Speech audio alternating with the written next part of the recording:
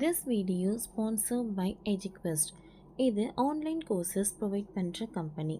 இதில் நிறைய online courses இருக்குது. Advance marketing combo, digital marketing student combo, accounting and GST combo, advanced stock marketing, இன்னும் நிறைய courses இருக்குது. இந்த வீடியோ உங்களுக்கு ரொம்ப யூஸ்ஃபுல்லாக இருக்கும். இதோட லிங்க் உங்களுக்கு டிஸ்கிரிப்ஷனில் கொடுக்குறேன். தேவைப்படுறவங்க யூஸ் பண்ணி பாருங்கள். The struggle to find courses that truly speak your language, it's finally over. Welcome to EduQuest, where learning is made just for you. At EduQuest, we bring you a wide range of online courses, from career building programs to skill boosting masterclasses, all in your regional language. Because we believe language should never be a barrier to success.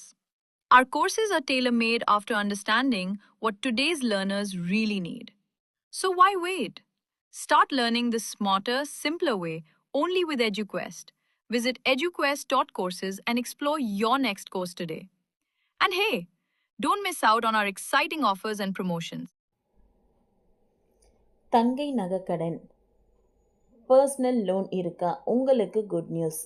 மனசு குளிர வைத்த நிர்மலா சீதாராமன்.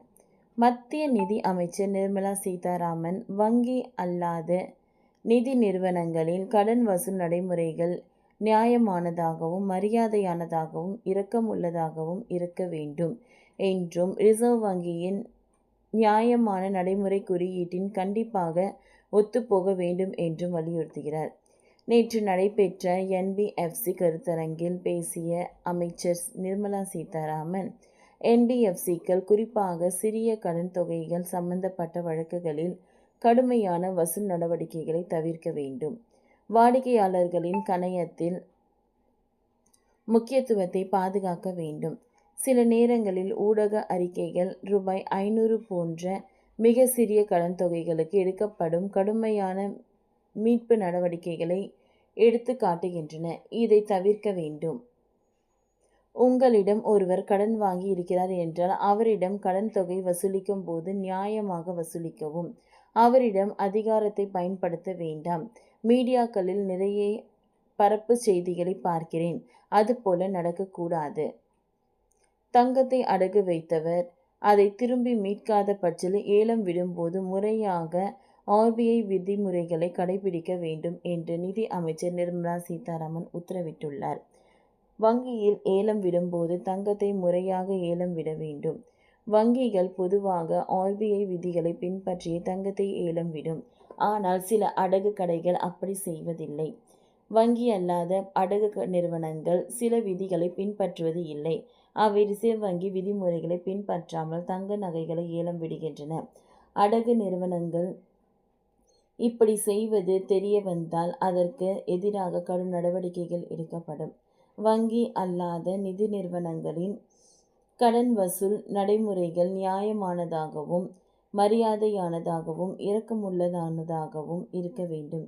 விதிமுறைகளை பின்பற்றி மட்டுமே நீங்கள் செயல்பட வேண்டும் என்று மத்திய நிதி அமைச்சர் நிர்மலா சீதாராமன் எச்சரிக்கை விடுத்துள்ளார்.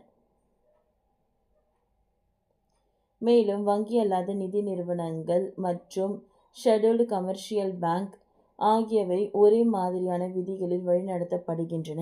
இவை ஆர்பிஐ கீழே வரவில்லை என்றாலும் ஏலம் விடுவதில் முறையாக ஆர்பிஐ விதிகளை கடைபிடிக்க வேண்டும். கடன் வாங்குபவர் தங்க நடனை செலுத்த தவறினால் என்பிஎஃப்சி மற்றும் வங்கிகளின் தங்கத்தை ஏலம் விடுவதற்கு என்று முக்கியமான விதிகள் செயல்முறைகள் உள்ளன. இந்த செயல்முறைகளை என்பிஎஃப்சிக்கள் மற்றும் வங்கிகள் பின்பற்ற வேண்டும். இந்த செயல்முறை கண்காணிக்கப்பட வேண்டும். பொதுவாக தங்கத்தை ஏலம் விடுவதற்கு முன் நோட்டீஸ் அனுப்ப வேண்டும்.